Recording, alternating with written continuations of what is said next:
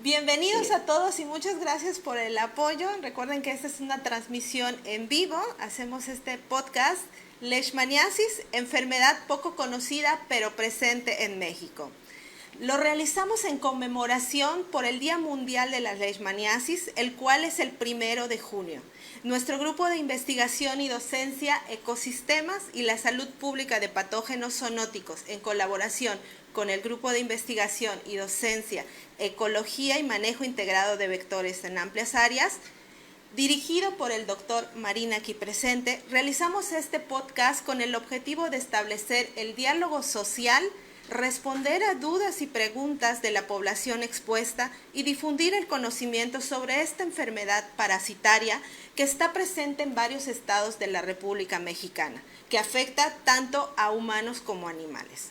En nuestro podcast el día de hoy abordaremos la situación actual, clínica y tratamiento de la leishmaniasis en México. Adelante, doctor Marina.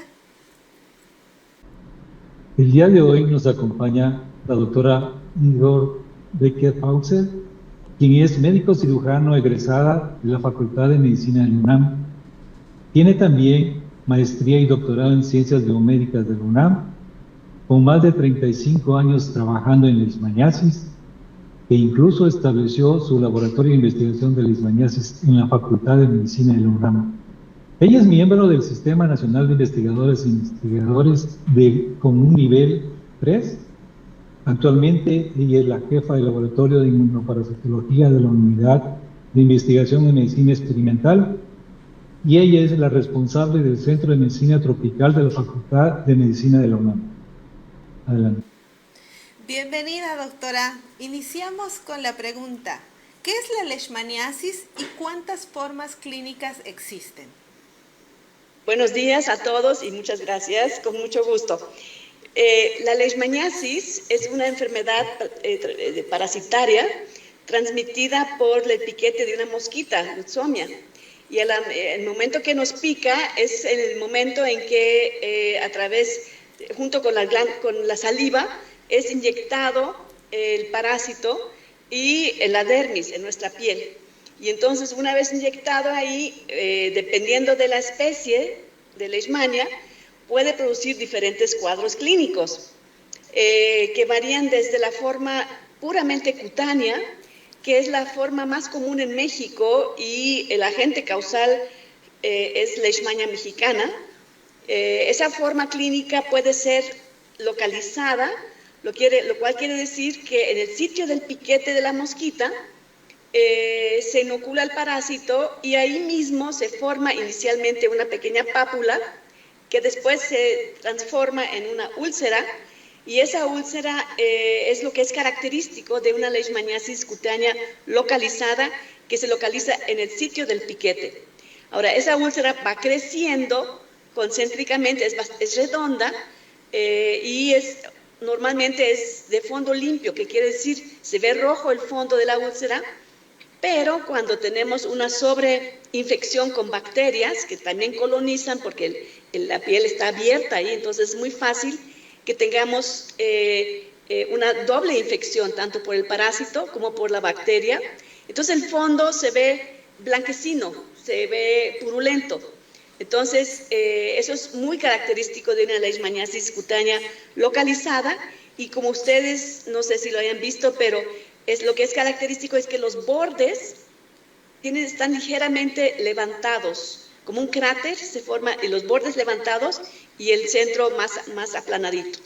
Entonces, en esos bordes es donde justamente se encuentra el parásito. Entonces, esa forma localizada, que es la más común, producida por Leishmania mexicana, en muy pocos pacientes, a veces esta forma clínica se propaga y la llamamos leishmaniasis cutánea difusa o diseminada. Es un término que a veces se usa indistintamente, pero se refiere a que en lugar de quedarse localizado en un solo sitio del piquete, tiempo después de una lesión inicial se forman nódulos que se propagan a toda la piel poco a poco, muy lentamente, durante muchos años, a toda la piel descubierta o sin pelo, el pelo genera un ambiente un poco más caluroso y el parásito no le gusta ese ambiente más caluroso. Y entonces se forman estos nódulos no ulcerados en toda la piel poco a poco, que en estadios más avanzados inclusive puede llegar a invadir la mucosa oral, faríngea, nasal. Toda esta zona puede llegar a infectarse también con el parásito en estadios ya muy avanzados. Entonces, estas dos formas cutáneas son producidas, como les dije, por Leishmania mexicana. Ahora, en México también tenemos otras especies que pueden producir una forma clínica, como por ejemplo Leishmaniasis mucocutánea. Esta también empieza con una lesión en la piel que aparentemente desaparece y meses después vuelve a aparecer la lesión, pero ahora sí en las mucosas, en la nariz, en la boca, y esto va destruyendo poco a poco todo el tejido de la mucosa, el tabique nasal se va rompiendo y entonces hay una desfiguración impresionante de la cara por estas lesiones tan terribles. Y esa forma clínica es producida por otra especie que es Leishmania brasiliensis, es la más común en México. Esta forma clínica no es muy común, pero hay que mencionar que sí se está introduciendo poco a poco mediante turismo, mediante migraciones, porque es la forma más común en Sudamérica. Y la tercera, o bueno, sería la cuarta forma clínica, es la leishmaniasis visceral. Esta es muy distinta. El parásito, la especie que lo produce se llama Leishmania donovani infantum aquí en América. Es la forma más común en el continente viejo, o en Asia, en África, en parte de Europa. La leishmaniasis visceral, como el nombre lo indica, no se ve nada en la piel, o sea, esto afecta específicamente a médula ósea, a vaso y a hígado. Entonces, ahí produce sintomatología muy característica también, que estos órganos crecen, habitualmente le pega muy fuerte a los niños. Entonces vemos niños con barriguitas grandes, que pueden ser obviamente otros parásitos, pero si vemos la zona del vaso o del hígado crecidas, entonces eso es muy característico de una leishmaniasis de infantum o visceral.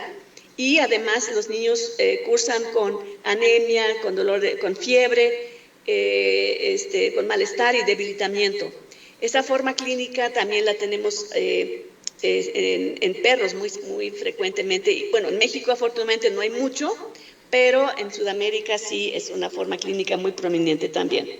Entonces sí tenemos todas las formas clínicas y tenemos los parásitos que los producen ya en México, y tenemos que tener conocimiento de estas formas clínicas para poder hacer un diagnóstico adecuado y oportuno. Muchas gracias por tan amplia información, y nos gustaría preguntarle cómo se diagnostican estas enfermedades, tanto la leishmaniasis visceral como la leishmaniasis cutánea. Sí, con mucho gusto. Cabe mencionar que van a tener ustedes una sesión especial, pero les adelanto.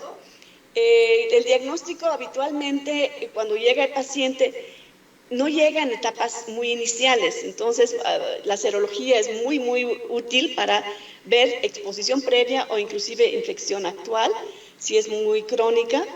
Si es la lesión cutánea, pues la visualización directa, o sea, mediante una impronta con una laminilla, se hace una impronta sobre la lesión, tratando siempre de que sí tengamos una muestra del borde donde está el parásito, porque muchas veces el desconocimiento de cómo tomar una impronta nos arroja datos negativos, simplemente porque no estamos tomando la muestra donde está el parásito, que es en el borde, no en el centro de la úlcera.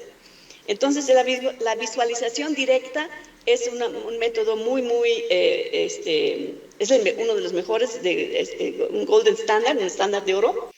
La serología, y bueno, hay métodos moleculares, como por ejemplo PCR, que se puede tomar con papel filtro, tomándolo de la lesión, y entonces extraen el DNA y ya amplificando con oligonucleótidos específicos para Leishmania.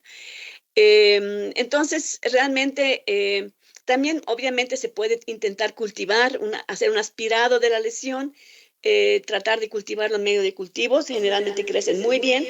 No es un método rápido, pero permite entonces contar con el aislado de la lesión y determinar la especie, y otros estudios que se pueden hacer una vez que se tenga el parásito aislado. Entonces hay varios herramientas diagnósticas muy buenas que seguramente van a explicarles con mucho detalle en una de las siguientes pláticas. Doctora, ¿y cuál es la prevalencia de cada una de las manifestaciones clínicas de la enfermedad en México? Muy bien. Sí, esta es una pregunta importante.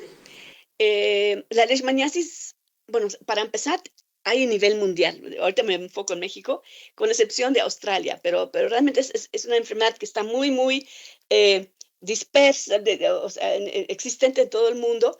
Afecta generalmente los pobres, marginados, donde hay epidemias. Ahora, en México, en particular, varía mucho el número de casos dependiendo del estado.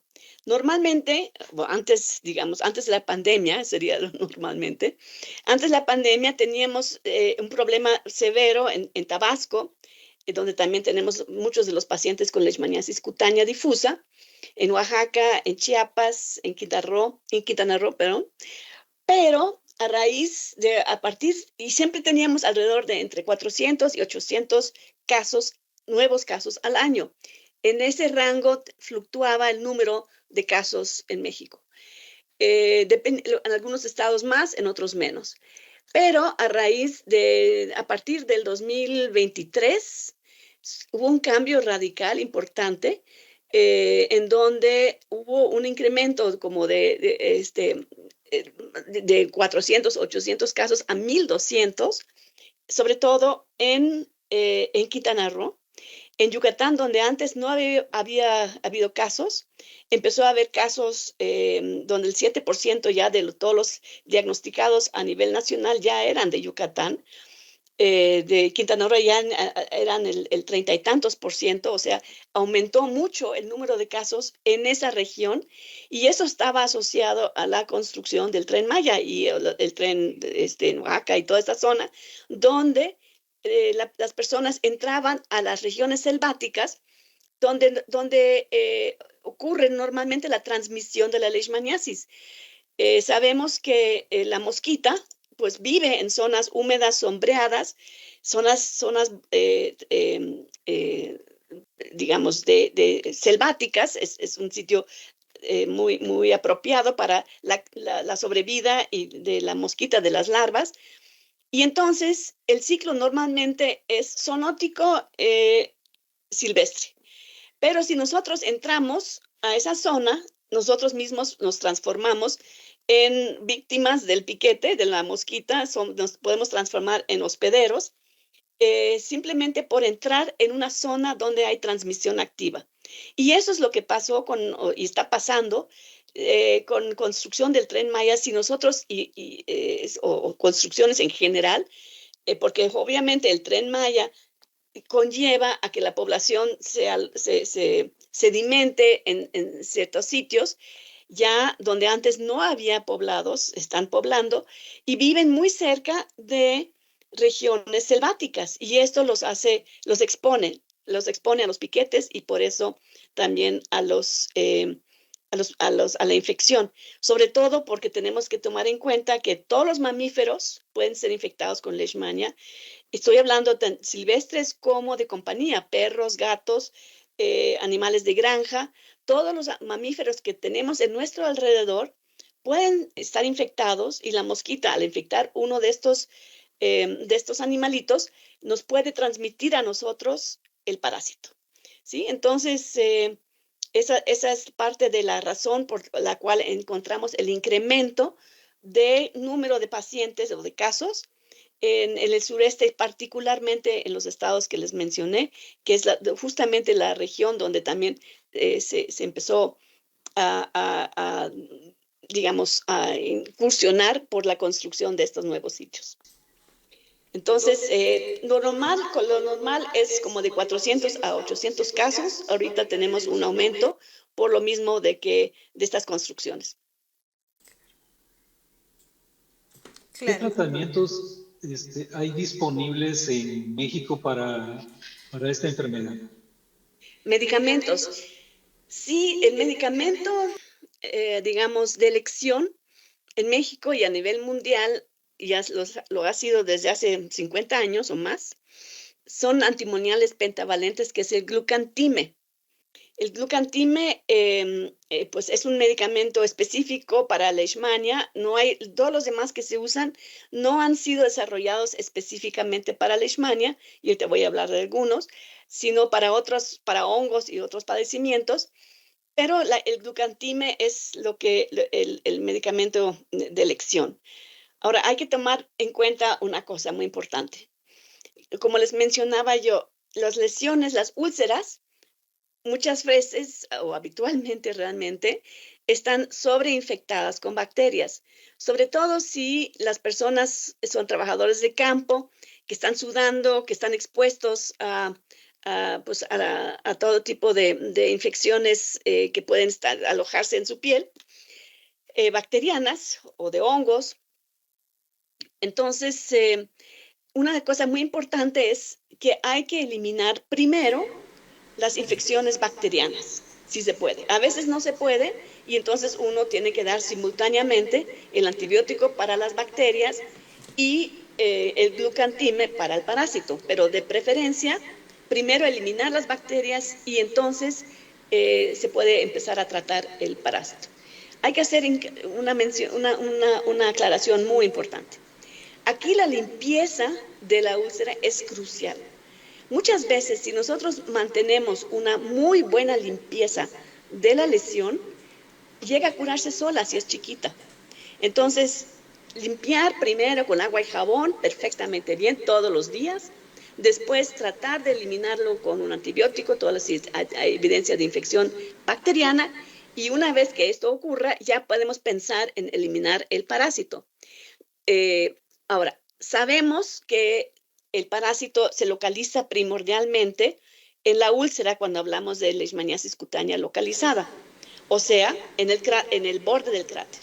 Entonces, si la lesión es pequeña, menos de 3 centímetros, entonces ahí se puede inclusive dar el glucantime intralesional. ¿Qué quiere decir eso?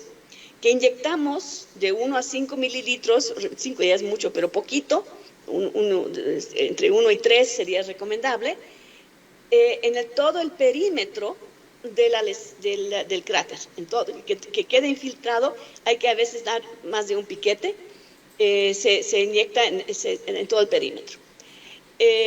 Esto es muy bueno si uno está hablando de lesiones pequeñas. En el momento que se hacen más grandes, ya no es recomendable. Ahora, hay que también hacer hincapié en lo siguiente. Cuando decimos una inyección intralesional, es intradérmica. No hay que irse muy profundo al músculo, porque ahí no está el parásito. Entonces, yo he visto errores en la aplicación intralesional, porque o se quedan muy arriba en la epidermis, donde no está el parásito, o se van al músculo donde tampoco está el parásito. Entonces, hay que quedarse intralesional en la dermis. Ahora, estas inyecciones intralesionales se pueden repetir cada 3 días, 2 veces por semana, y no más de 4 semanas. Si no resuelve la infección durante este tiempo, entonces sí es recomendable reevaluar todo el caso y entonces posiblemente ya pasar a la aplicación sistémica. Cabe decir que el glucantime es tóxico para el corazón. En México, afortunadamente, no tenemos muchos reportes de toxicidad, pero sí es conocido que puede ser cardiotóxico. Entonces, pues hay que estar haciendo electrocardiogramas, de preferencia cuando al inicio y a lo largo del tratamiento. El tratamiento sistémico puede ser intramuscular o intravenoso. Son 20 miligramos por kilo por día durante 20 días. Entonces, se recomienda usar una aguja muy delgadita, si es por vía intravenoso, para evitar problemas de trombosis. Bueno, intramuscular es pues una vez al día durante 20 días. Algunos tratamientos inclusive los combinan aplicando una parte de las ampolletas, son de 5 mililitros, una parte de la ampolleta en la lesión, si se presta la situación, o sea que sea la lesión chica, y el resto de la ampolleta por vía intramuscular. Esto también es una recomendación que se puede hacer si uno ve que la lesión es ya grande y hay que aumentar un poco, que no alcanza nada más con la lesión, la aplicación intralesional. Entonces, como les dije, pues hay que tener un poquito de vigilancia, no se puede dejar el medicamento y descuidar al paciente, hay que estarlo vigilando. Y de preferencia estar checando también que la úlcera esté muy limpia, siempre, muy desinfectada con agua y jabón. Bueno, doctora, si no tenemos... doctor, ¿este tratamiento del Glucantin es gratuito? Sí, qué bueno que me pregunta. Sí, es gratuito. Ahorita el mecanismo de obtención es que si se sospecha que un paciente tiene leishmaniasis, se contactan bueno, hay en los hospitales, por ejemplo, yo estoy en el Hospital General de México, nosotros tomamos muestras, y esto también ocurre en otros centros hospitalarios o en clínicas de salud pública, donde sea. Esa muestra se debe llevar a las jurisdicciones sanitarias, que a su vez lo mandan al INDRE, y el INDRE establece el diagnóstico. Ellos deben confirmar. Si no confirma el INDRE, entonces es muy difícil que el paciente adquiera el medicamento. Si se confirma el diagnóstico, ya sea por la impronta o por el ELISA, lo que venga sea más fácil de mandar, entonces ya se tiene que llenar una plataforma, es de registro obligatorio. Entonces hay un formato que se llena, donde vienen todos los datos del paciente, su seguimiento, etcétera, y el paciente recibe gratuitamente el medicamento, obviamente con seguimiento muy estricto de su evolución. Todo esto se va informando en la plataforma que tiene especialmente para esto la Secretaría de Salud. Entonces sí, el paciente recibe el medicamento gratuito. Eso es muy importante mencionarlo, pero sí hay que hacer ese registro obligatorio para que todo esto se efectúe de manera óptima. Bien, en algunos casos donde, y esto ya está ocurriendo en México también, donde uno observa resistencia a glucantimia. ¿Qué quiere decir eso? Que el paciente no cura bien, que está tardando, o que tenga evidencia de una rápida evolución, que no está respondiendo a glucantimia. Entonces tenemos la opción de utilizar anfotericina B, que realmente es para hongos, pero también funciona para leishmania. Entonces, anfotericina B liposomal es la forma más inocua, pero es cara, es muy cara. Y bueno, ahí la dosis es de 3 a 5 miligramos por kilo de peso y se da entre 3 y 5 días.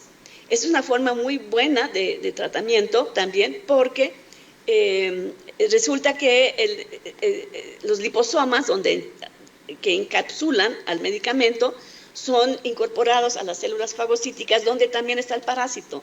Entonces el medicamento está en contacto íntimo con el parásito, y esto es muy eficaz, pero es muy caro. Entonces, y eso no lo cubre. Bueno, no sé si esto va variando. En algunos hospitales lo cubre el mismo hospital, pero no es la regla. Tenemos el anfotericina B desoxicolato, que es más tóxica. Esa requiere de un cuidado bastante más cuidadoso, de que no haya toxicidad a nivel renal. Y la dosis aquí es de 0.75 miligramos hasta 1 miligramo por kilo por día, y el tratamiento es por 28 días. Ese es otro medicamento, es el mismo medicamento, pero dado por otra forma. También todos estos son por aplicación intravenosa, ¿no? Entonces, no hay tratamientos tópicos, ¿verdad? Hay algunas propuestas interesantes ya de productos naturales, y quizás al final pueda hablar un poquito de eso, no sé si alcance el tiempo, pero los medicamentos utilizados oficialmente todos son de aplicación sistémica, ¿ok? Y bueno, hay otro nuevo medicamento que ya fue aprobado por la COFEPRIS en México, es miltefosina, que también se utiliza mucho en la India, en algunos países donde si hay resistencia a glucantime, miltefosina se está usando, sirve para leishmania mexicana, eso ya también fue probado. Y la dosis aquí es de 1.5 a 2.5 miligramos por kilo de peso durante 28 días, con una dosis máxima de 150 miligramos por día. Entonces, la miltefosina también es de aplicación sistémica, puede producir vómitos, náuseas, ningún medicamento es inocuo, hay que estar vigilando al paciente, pero sí sirve contra la leishmania mexicana. Estos serían los medicamentos más comunes a los cuales tenemos acceso. Y miltefosina igual es distribuido por la Secretaría de Salud. No sé si contesté todo o hay alguna duda. Sí. Doctor Marina, adelante. Ok. Muchas gracias por la información. Y ¿usted conoce cómo se puede hacer para prevenir la leishmaniasis? Sí, hay métodos preventivos muy, digamos, generales, podemos decir. La mosquita tiene mayor actividad en las penumbras, al amanecer, al anochecer. Entonces, tratar de cubrirse lo mejor posible con ropa de manga larga, taparse las orejas de ser posible, porque una cosa que no dije al principio, en México se conoce la leishmaniasis como la úlcera del chiclero. Y eso tiene la razón de ser porque se afectaba y se descubrió que había mucha afectación en trabajadores cosechadores del chicle, que sobre todo en Quintana Roo, en Campeche, en esas zonas, donde los trabajadores cosechaban el chicle del árbol chico zapote y vivían en campamentos chicleros que no tenían ningún tipo de protección, nada más tenían un techito. Entonces ellos estaban expuestos a los piquetes, y generalmente los piquetes en las orejas, se decía que tenían orejas carcomidas, los chicleros, eran más crónicas que en otros lados, y se sabe que eso en parte se debe a que el parásito vive mejor en el pabellón auricular porque tiene un poquito menos de temperatura, y eso al parásito le favorece y al sistema inmune le desfavorece. Entonces ahí está feliz en nuestro pabellón auricular. Entonces si vamos a entrar en una zona donde hay transmisión, un riesgo de transmisión, tratar de cubrir las orejas también. Uno a veces piensa que con cubrirse los brazos y las piernas y todo lo demás estamos protegidos, y descuidamos las orejas. Pues usar sombreros que de preferencia tapen la parte superior, y bueno, tratar de ponerse repelentes de mosquitos es muy importante, sí funciona. Y bueno, hay que estar cuidando de que siempre nos estemos aplicando quizás varias veces al día. Eucalipto limón es un ingrediente que es muy bueno para ahuyentar las mosquitas. Quizás mañana el doctor Rebollar puede platicar un poco más de eso. Pero para prevenir también es muy recomendable el utilizar mosquiteros en las casas. Eso es lo que es crucial, que nos protejamos de las mosquitas en las viviendas. Mosquiteros, en el momento sobre todo cuando prendemos la luz. Hay que tener también mucho cuidado con los animales, o sea, nuestros animales de compañía, darles la oportunidad también de estar adentro, protegidos, porque si los dejamos a la intemperie o en las terrazas y ellos están expuestos a los piquetes infectados, entonces ellos se transforman, para empezar les da leishmaniasis y les da unas formas muy feas, en las narices, en los párpados, también se infectan muy, muy mal. Y además se transforman en reservorios que pueden facilitar que nosotros mismos nos infectemos, porque la mosquita que está en la cercanía del perrito también va a estar en cercanía de nosotros, o del gato, o de cualquier animal de granja. Hay que tratar de evitar que también se infecten, ¿no? Entonces, y si están infectados, buscar también la manera de tratarlos. Yo sé que en México, pues, y en muchos lados del mundo todavía no hay manera de tratar a los animales, pero los perritos sí los podemos meter a casa. Uh-huh. Esa va la siguiente pregunta. ¿Qué grupos de población están más en riesgo de contraer alguna de las manifestaciones clínicas? Sí, esa pregunta es bien interesante también, porque los grupos de riesgo son los que viven más cercanos a donde hay transmisión, que son zonas selváticas. Pero ya tenemos también transmisión en las ciudades. No es que sea nada más el entrar en un bosque, ¿verdad? Ya hay transmisión cerca de las ciudades, sobre todo en sitios de recién desmonte, donde había un sitio de un criadero previo. Se quita en ese momento digamos, el monte ahí, pero permanece la mosquita todavía más tiempo. Entonces, la mosquita no vuela muy lejos de donde es su sitio de criadero, entonces permanece en estas áreas, aunque sea ciudad. Entonces, sí hay población expuesta, o más expuesta a los que viven en zonas selváticas, pero también expuesta en las ciudades. Y una cosa interesante, uno diría que, bueno, toda la población debe estar infectada, pues está el mosquito por todos lados, y sin embargo, no toda la gente tiene la lesión. Pero eso sí, llega un turista que nunca ha estado expuesto, entonces muy frecuentemente ellos sí son muy, muy susceptibles. Y aquí hay una cosa interesante, porque como ustedes saben, les acabo de decir, la mosquita nos infecta a través de su saliva, junto con el parásito. Y entonces, la gente que vive en las zonas de alta transmisión son picados muchas veces por la mosquita y otras mosquitas, aunque no estén infectados, y hacen anticuerpos o hacen una protección inmune contra el efecto de la saliva. Y si bloqueamos el efecto de la saliva, entonces el parásito batalla muchísimo más para infectarnos, porque ya no genera tanta inflamación ese piquete.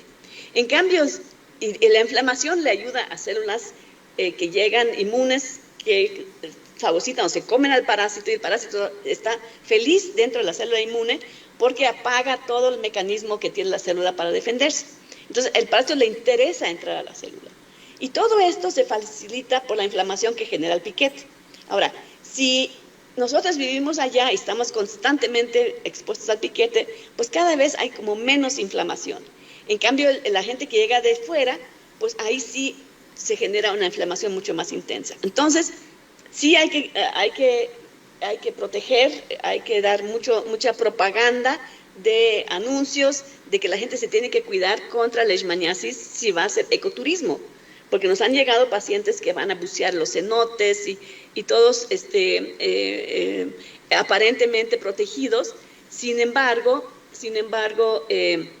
pues la mosquita está en todo ese microambiente, ¿no? Tanto en la selva y como en las ciudades. Entonces, pero sí, la población más expuesta son los que viven más cerca de estas regiones de alta transmisión.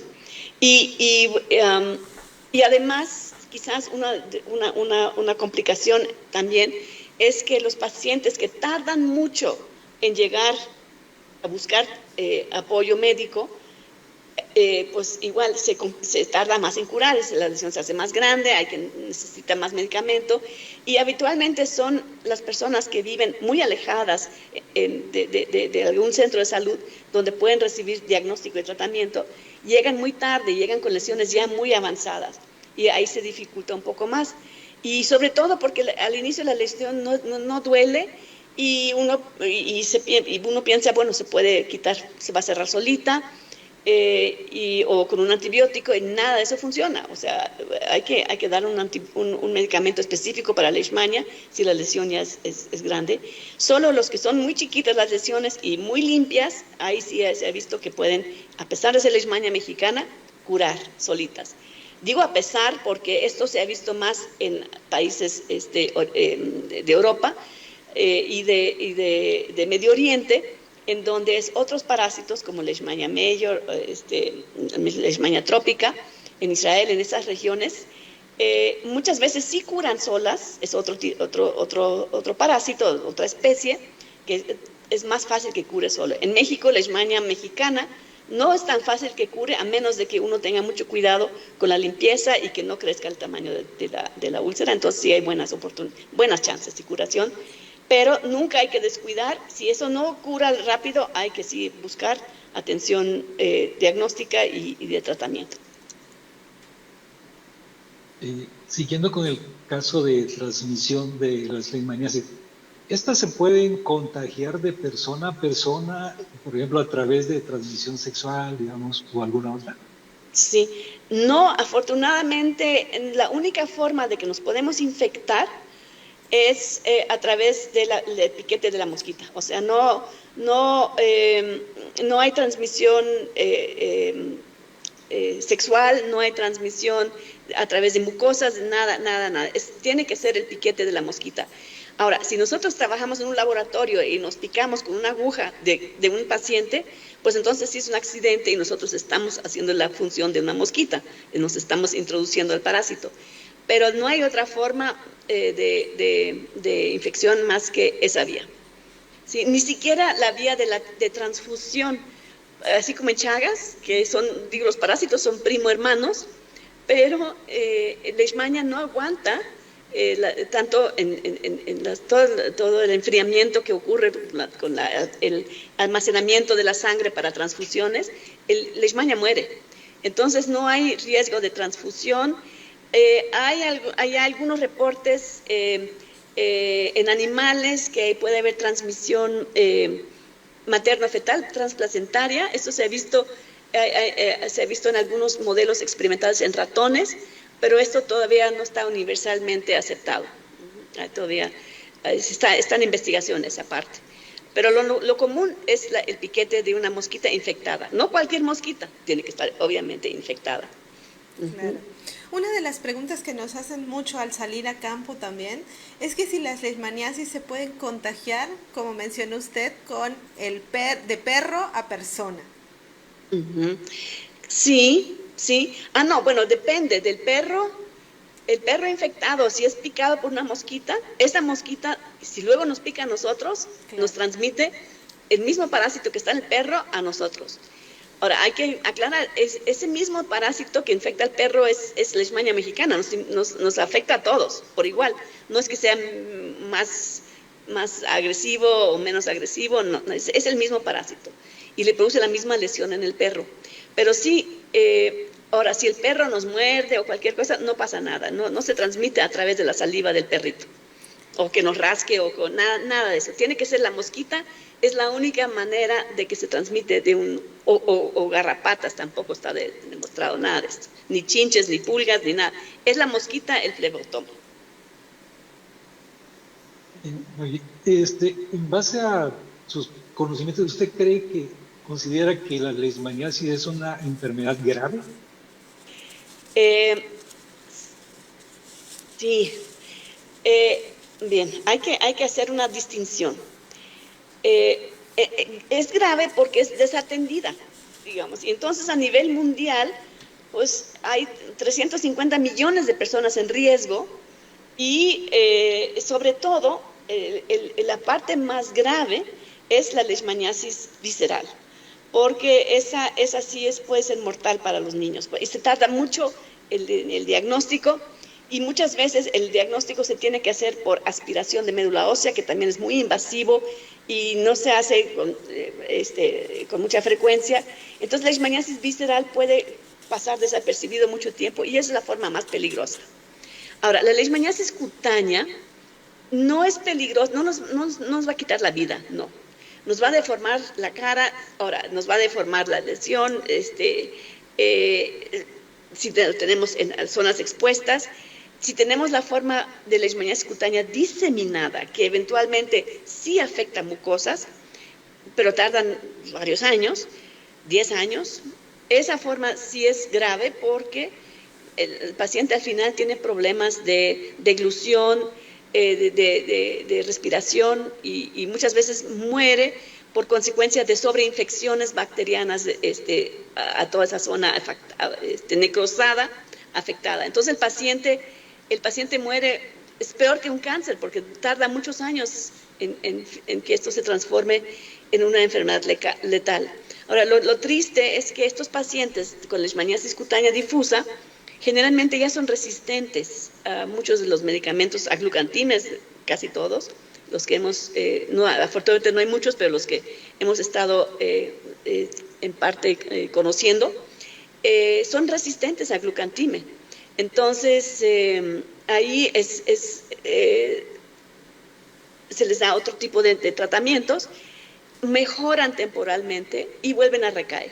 Entonces, esos pacientes realmente es un drama porque no los podemos curar, nada más los podemos mejorar temporalmente. Pero es ese grupo de pacientes.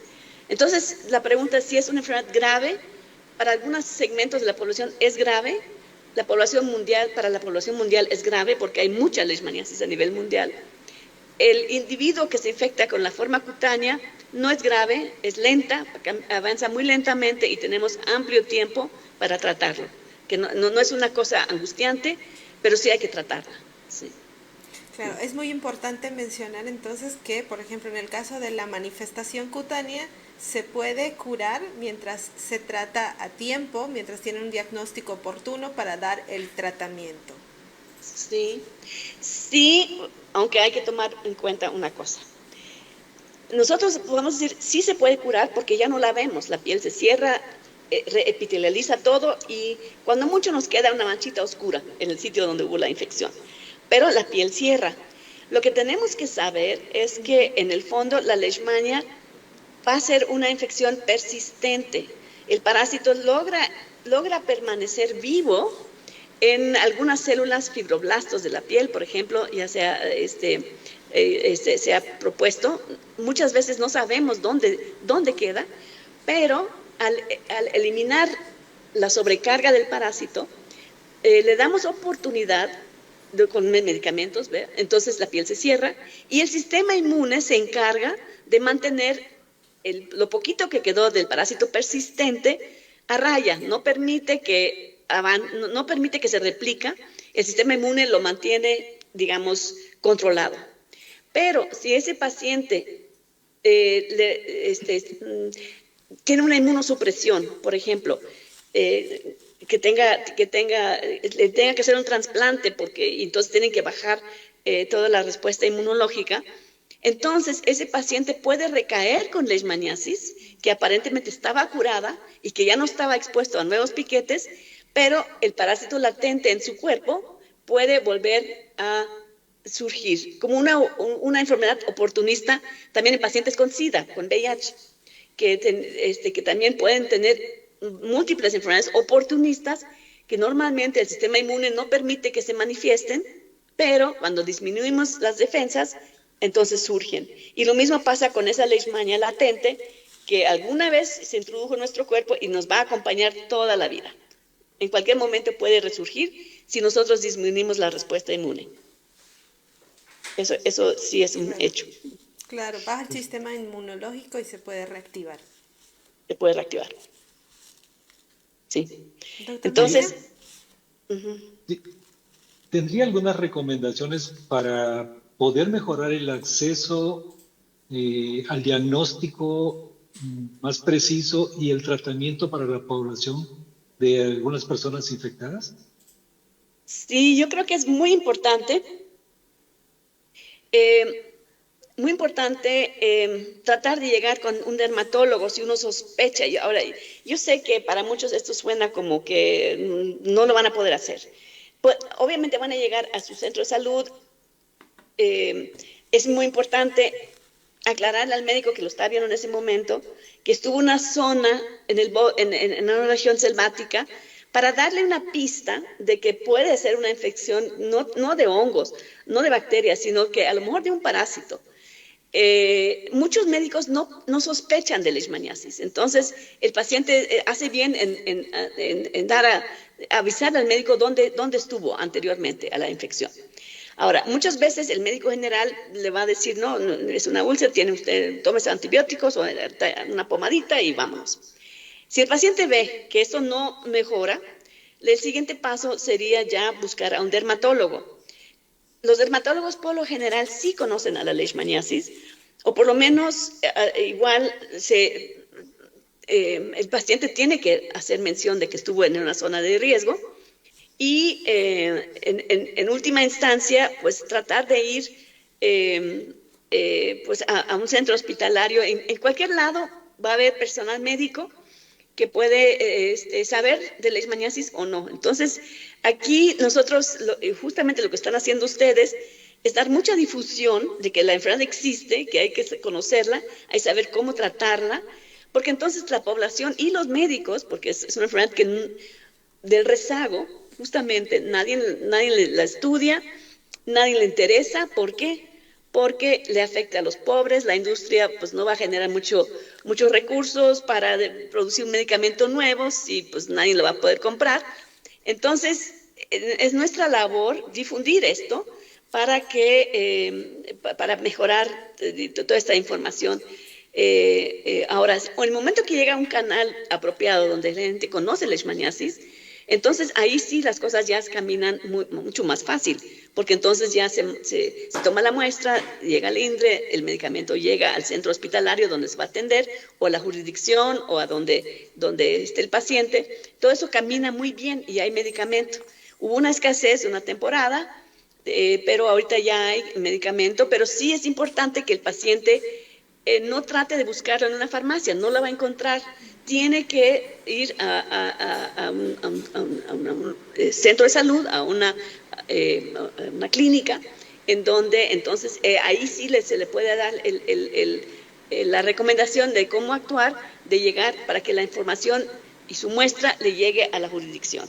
Si es en un centro hospitalario es muy fácil, ahí tienen los departamentos de epidemiología y ellos se encargan en automático de la toma de muestra, del envío del material y de recibir el medicamento y aplicarlo. Entonces, es altamente recomendable que el paciente trate de llegar a un sitio de salud pública, a un hospital de salud pública, a un hospital. Entonces, ahí los diagnósticos finalmente son bastante claros lo que hay que hacer y el paciente va a recibir el tratamiento. No hay que ir a ninguna farmacia porque le van a vender cualquier otra cosa que no va a servir contra la leishmaniasis. Entonces sí es importante buscar atención médica apropiada. A todos los que están conectados en Facebook, no olviden dejar sus preguntas para que la doctora Becker, ahora vamos a abrir la sección de preguntas. Doctora, ¿cómo contribuye su trabajo científico con la sociedad? Pues, gracias por la pregunta. Ciertamente, nosotros pues llevamos muchos años en esto y hemos abarcado muchas diferentes áreas de la leishmaniasis. Una de las cosas que contribuimos ahorita también importantemente es en poder definir o diagnosticar la especie infectante de leishmania con mucha precisión y rapidez.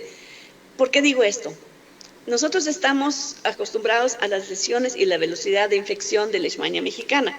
Sin embargo, ahora con la migración de población en general, movimiento poblacional en general y turismo, nos están llegando también pacientes infectados en otras regiones de Sudamérica, con Leishmania brasiliensis. Y cabe mencionar que se comporta muy distinto.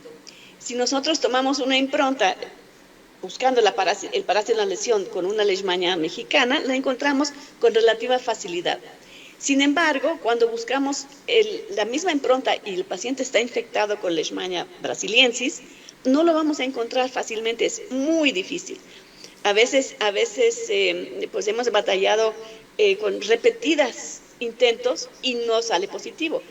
Y la positividad es importante porque es uno de los parámetros que utiliza el INDRE para el diagnóstico. Y si sale negativo continuamente y, sin embargo, el paciente tiene la leishmaniasis, entonces ese conocimiento de decir, bueno, es que tiene brasiliensis, y fíjense ustedes que la impronta no va a dar positivo fácilmente, tienen que buscar otros métodos diagnósticos, el PCR o el ELISA en caso de que ya la infección tiene más tiempo, por lo menos más de 2 semanas, entonces los valores de ELISA empiezan a subir. Entonces, ¿y por qué es importante? 1, porque es difícil diagnóstico, y 2, porque la virulencia es muy alta. Leishmania brasiliensis se expande mucho más rápido que Leishmania mexicana. Entonces, hay que tener la alerta de que puede ser brasiliensis, hacer un diagnóstico rápido, una notificación rápida. Y siento que por ahí nosotros hemos podido dar apoyo importante en facilitar esa alerta de pacientes que están llegando del sureste con Leishmania brasiliensis, que ya hay transmisión local. ¿Sí? Entonces, esa es una de las aportaciones. Otro, estamos ya trabajando en buscar genes de resistencia a glucantime en los parásitos que se aíslan en México. Queremos ver qué tanto ya tenemos el problema que tiene la India. En la India tienen un problema altísimo de resistencia. En México todavía no lo sabemos bien, sospechamos que muchas veces ya lo hay porque el paciente no responde, pero no hay un estudio a fondo y lo estamos realizando en estos momentos. La otra cosa que estamos trabajando es lo que ya publicamos y ya caracterizamos bastante bien, es el papel facilitador de la infección que genera la saliva de la mosquita, como les mencionaba. Saber de qué consiste la saliva y cómo podemos frenar el efecto de la saliva incorporándolo quizás en una vacuna. En eso estamos trabajando y ya caracterizamos muy bien qué ocurre minuto tras minuto, casi después de la infección de la mosquita, qué parámetros van cambiando para hacer un mejor diseño terapéutico y preventivo. Una cosa que también nos ha inquietado desde hace ya décadas, 3, es buscar la causa de la diseminación en los pacientes difusos. La literatura dice es que el sistema inmune no responde. Bueno, pero el sistema responde, ¿por qué no responde? ¿Qué pasa? Entonces nosotros, a través de ya algunos alumnos de doctorado, una chica bastante brillante, ella demostró que en leishmaniasis crónica, igual que en un cáncer, se observa un fenómeno que se llama exhaustación celular, que quiere decir que el linfocito ya no responde, pero que hay subtipos de linfocitos, algunos de los cuales sí todavía tienen capacidad de responder, que se llaman linfocitos preexhaustos o que son potencialmente exhaustos, pero todavía tienen perspectiva de, como progenitores exhaustos, de poderse reactivar y poder funcionar. Entonces, en estos pacientes difusos ya se encontraron esos linfocitos progenitores exhaustos, y entonces ahorita es dirigir la terapia a rescatarlos. Si uno detecta cuál es el problema, uno puede tratar de resolverlo. Y ahorita ya tenemos una pista por donde está quizás una llavecita para moverle ahí y tratar de curarlos. El modelo de ratón ya logramos avances, sobre todo copiando un poquito lo que hacen las gentes, los médicos que tratan a pacientes con melanomas, con tumores de la piel. Ellos dan anticuerpos comerciales que bloquean esas moléculas inhibitorias, y nosotros compramos esos anticuerpos, lo probamos en modelo animal y logramos recuperar la función inmune. Entonces, esa es como que una luz al final del túnel para estos pacientes que hasta ahorita no ha habido ninguna opción terapéutica. Y bueno, la otra cosa que estamos trabajando es en usar productos naturales. Yo creo que para México es uno de los países más diversos, tenemos mucho conocimiento ancestral, muchas plantas, muchos productos naturales, y nuestro laboratorio está interesado en explorar los productos naturales y cómo podemos resolver varios de los problemas que ya identificamos que existen y cómo podemos utilizar productos naturales. Sobre todo, si tomamos en cuenta que necesitamos quitar a la infección bacteriana, necesitamos quitar a la infección parasitaria. Tiene que ser de aplicación tópica, o sea, poderse untar a la piel. No debe de ser cara, debe, quizás así tenemos suerte que sea cosechable en las regiones donde viven los pacientes. No debe ser, ya dije, tóxica, no cara, no dolorosa. Y bueno, muchas veces lo tenemos en el traspatio y no lo conocemos. Y además tenemos a gente, a médicos naturistas que saben mucho. Entonces, el aprender de ellos es nuestra labor también. Y en parte estamos incursionando en eso con una alumna que actualmente se está interesando en etnobotánica, interactuando con los médicos naturistas que trabajan, los curanderos, que trabajan y curan pacientes en Tabasco sobre todo. Entonces, esa parte es muy importante que no la olvidemos, porque pues realmente aquí la labor de tratar a dos padecimientos, la infección bacteriana y la infección del parásito, con una propuesta terapéutica aplicada localmente, sería un sueño, y en eso estamos trabajando. Sí. Entonces, también es interesante mencionar que hay suplementos alimenticios que también estimulan al sistema inmune. Por ejemplo, glicina, hemos visto si le damos a los ratoncitos glicina a tomar, pues hacemos un estímulo de una respuesta inmune con citocinas que ayudan a eliminar el parásito. Entonces hay como muchos distintos enfoques que estamos tratando de abarcar, inclusive el trabajar con propuestas de vacunas, con algunos, ya tenemos proteínas aisladas y adyuvantes con alfa-galactosilceramida, que es un adyuvante de una esponja marina que induce una respuesta inmune muy interesante, protectora también. Entonces, combinar adyuvantes protectores con moléculas específicas, también ese es el camino que estamos queriendo abrir más fuertemente. Por ahí vamos. Felicidades, doctora. Ahora abrimos la sección de preguntas en el Facebook. A ver, aquí nos menciona Mauricio Casas. Lo mismo ocurrió con el paludismo en la región de la selva lacandona cuando fue invadida por la población humana de otros estados de la República. Supongo que se refiere al aumento de casos en el caso de leishmania cutánea, tanto en la península de Yucatán como en Oaxaca. Cierto. ¿Qué tan, Neftalí Ramírez Marcial, qué tan efectivo es el ketonazol para tratar las lesiones cutáneas activas? El ketoconazol sí funciona, no es óptimo, pero sí ayuda. Es para hongos realmente, y algunos de los medicamentos para hongos, entre el ketoconazol, ayuda. Ahora no es el óptimo, pero si no hay opciones es mejor el ketoconazol que nada. Sí ayuda. El doctor Ildefonso Fernández, ¿cuántos pacientes no están en la estadística? Esa opción, ese comentario es muy importante y se me pasó a decirlo. En México y en todos lados del mundo hay un subregistro muy importante. Subregistro por múltiples razones, o viven muy alejados, o el pasante en ese momento ya no tuvo ganas de llenar todo el formulario y ya no lo registró, o el paciente ya llegó con el curandero y lo trataron, o mismo él se quemó su úlcera con algún quelante o algo. Entonces hay un subregistro muy importante, eso es muy cierto. Entonces, todos los números que nosotros podemos decir son aquellos casos de los cuales la Secretaría de Salud tiene información y que se reportan en el Boletín Epidemiológico de Salud. Eso es lo que se puede reportar y y la numeralia que yo les dije se basa en eso. Pero de que hay muchísimos más no reportados, no lo dudo. Uh-huh.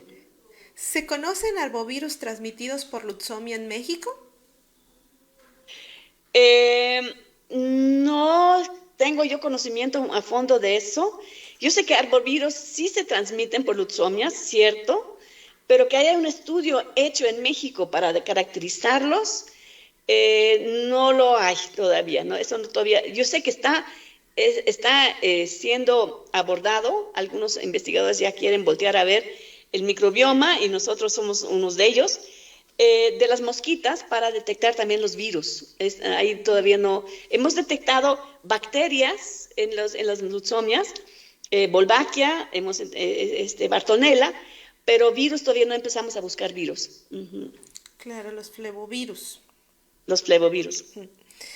Bueno, las felicitan mucho también por su excelente presentación, sus años de experiencia en las leishmaniasis.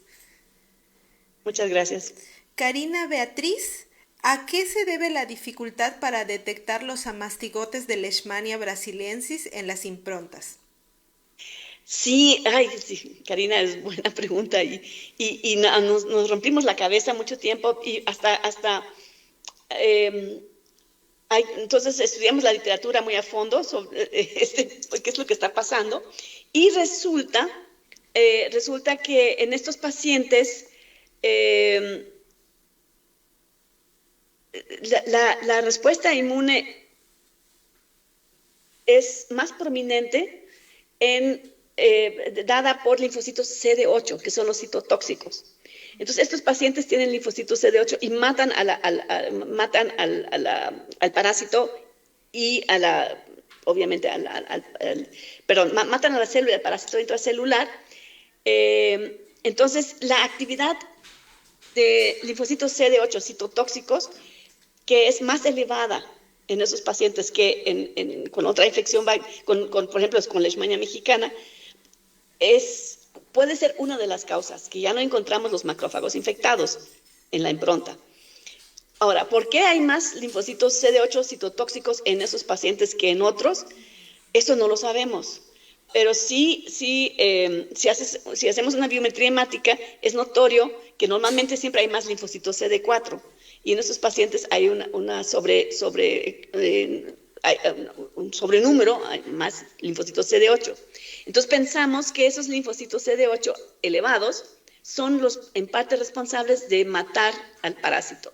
Ahora, eso no quiere decir que se elimina la infección, se elimina en el sitio donde estamos buscando, porque el parásito puede ya estarse alojando en ganglios regionales, o sea, es muy difícil contenerlo en la zona misma.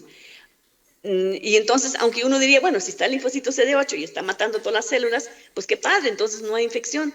Pero no es el caso, simplemente el parásito ya se fue de ahí, ya no lo vemos, pero las células que normalmente lo albergan ya no están. Y eso es porque el linfocito CD8 pensamos que es parte responsable de eso. Ahorita estamos tratando de entrar un poquito más a fondo con modelos de ratoncitos donde infectamos con las dos para hacer una cinética de qué pasa con los parásitos en ambos casos y sobre todo con las células inmunes, o sea, linfocitos CD8 en particular, que eso es lo que está reportado. Entonces, es una observación, sin embargo, no tenemos la explicación de la causalidad, por qué está eso más elevado en esos pacientes. Pero no ayuda a final del día contra la infección, porque sabemos que Leishmania brasiliensis pues, se difunde muchísimo más rápido. Y aquí quiero Karina, también reconocer el apoyo importante que hemos colaborado con la Secretaría de Salud, en donde una niñita chiquita, de una migrante, ya tenía la lesión por la Leishmania brasiliensis, sospechábamos, porque iba muy rápido, en cuestión de algunos días ya había mucha destrucción, y el INDRE nos hizo favor de hacer la secuenciación rapidísimo, y el tratamiento se pudo dar de inmediato, y la niñita salió muy, muy bien, pero eso fue por la rápida respuesta de nuestras autoridades de salud también. Eso hay que reconocer que eso caminó increíblemente bien. Y sí, para preguntar la causa, hay una asociación. No sé si esa sea la única causa. La siguiente pregunta, ¿por qué el diagnóstico por medio de PCR no es lo primero que se utiliza antes que la impronta? Por Giselle. Ajá. Sí, esa pregunta también es importante. Uno diría, pues lo ideal es una PCR, porque ahí tenemos el DNA y ahí podemos saber que sepa y todo es perfecto. El problema es que el PCR es más caro y requiere de un laboratorio pues más especializado donde se tiene los reactivos, los oligonucleótidos, todo lo que se necesita para identificar el parásito. En cambio, todos los microscopistas del sector salud están muy entrenados, reciben cada año un entrenamiento, cursos para identificar el parásito en las improntas. Entonces es muy rápido, en un cubre objetos se aplica sobre la lesión, se hace una tinción con Giemsa, es un colorante, y entonces es muy fácil identificar al parásito con cierta experiencia. Entonces es simplemente por rapidez y por costo, es obviamente de entrada la impronta, visualizar el parásito, eso es lo más conveniente. Y la PCR se reserva realmente ya para casos más difíciles, sobre todo cuando la impronta sigue siendo negativa y sin embargo la lesión es evidentemente por leishmania, entonces ya es recomendable trabajar con PCR porque detecta cantidades mínimas de DNA del parásito, entonces aunque no lo veamos entero, sí veamos su DNA y podemos decir, ok, aquí sí hay evidencia y además puede ser una especie, si mandamos secuenciar todavía lo que se amplifica, podemos saber si es leishmania mexicano o brasiliensis, o ya podemos hablar con mucha más claridad sobre detalles del parásito. Pero no es la recomendación de entrada, porque es más costosa y no todo el mundo la tiene tan fácilmente accesible. Saraí DC, ¿cuáles son las medidas que se toman o cómo se realiza el seguimiento en personas que se tienen que trasladar para recibir el tratamiento? Sí, ahí no hay de otra más que, bueno, sí hay opciones. Si la persona, lo ideal es que la persona misma, el paciente mismo, se traslade. En algunos casos, por razones económicas, el paciente simplemente no puede porque vive lejos, tiene que tomar un transporte de un camión que le tarda horas en llegar y a veces no tiene ni siquiera el recurso. Entonces, lo ideal es trabajar o hablar con el personal de salud de la región más cercana para que ellos tienen brigadas y para que entre las brigadas también puedan apoyar. A veces en la misma comunidad hay una persona que sepa inyectar, que sepa tener un poquito más de entrenamiento médico mínimo y que los mismos brigadistas pueden llegar a localidades, identificar si hay pacientes y apoyar un poco. No se puede, no es fácil, darle el tratamiento, digamos, óptimo en casos de pacientes tan retirados y hay que ver la manera de acercarse a centros de atención médica. Muchas veces, si estamos hablando de chicos en servicio social que viven en las comunidades, ellos también hacen una labor de vigilancia y de aplicación. Y entonces nosotros tratamos de que también en la escuela de medicina también sepan de la existencia de leishmaniasis, damos cursos y tratamos de que el conocimiento pues difunda también a los chicos que van a hacer servicio social. Contestar esa pregunta, ¿qué hace el paciente? Pues cada caso es bien complicado, bien difícil y sí hay que tratar de llegar o que venga el paciente o uno llegar al sitio donde ellos viven, que es a veces muy complicado. El doctor Eduardo Rebollar, siempre interesante escuchar sus valiosas charlas. Doctora Becker, saludos. Ay, gracias. Muchos saludos por el chat.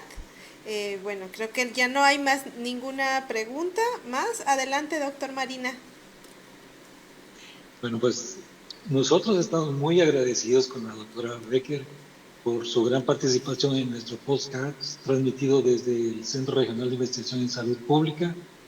También muchas gracias a todos por escucharnos y tengamos presente que la leishmaniasis son una realidad en nuestro país y que la prevención, el diagnóstico temprano y el tratamiento oportuno son factores claves para proteger nuestra salud. Si tienen dudas o sospechan de algún síntoma, no duden en buscar atención médica adecuada en cualquier centro que esté cercano a nuestra comunidad o trasladarnos a un centro más en una ciudad más cercana en donde nos puedan atender. Muchas gracias a todos. Gracias, doctora Becker. Muchas gracias, doctora. ¿Algo más que añadir? Pues agradecerles a ustedes por haberme invitado, siempre me da un gusto, obviamente los conozco muy bien y me da mucho gusto saludarlos, al doctor Rebollar también, mañana estaré escuchándolo a él, y bueno, y agradecerles y sobre todo también que haya mucha difusión de esto.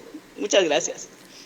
Muchas gracias a usted, doctora. Gracias por aceptar nuestra invitación. Para nosotros es muy importante porque esta es una de las enfermedades desatendidas y es muy importante hacer ruido también para que esta información llegue por Facebook a todas las personas que están en riesgo y a personas también para la información que sea clara, precisa, desde expertos como usted.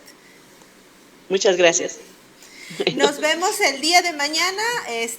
No olviden que el día de mañana es a las 11 de la mañana para hablar sobre taxonomía y biología de los flebotominos a cargo del doctor Eduardo Rebollar Telles de la Universidad Autónoma de Nuevo León. Muchas gracias a todos. Pasen lindo día. Nos espera en línea, doctora. Por favor, no se desconecte. Ok, gracias. Hasta mañana. Hasta luego.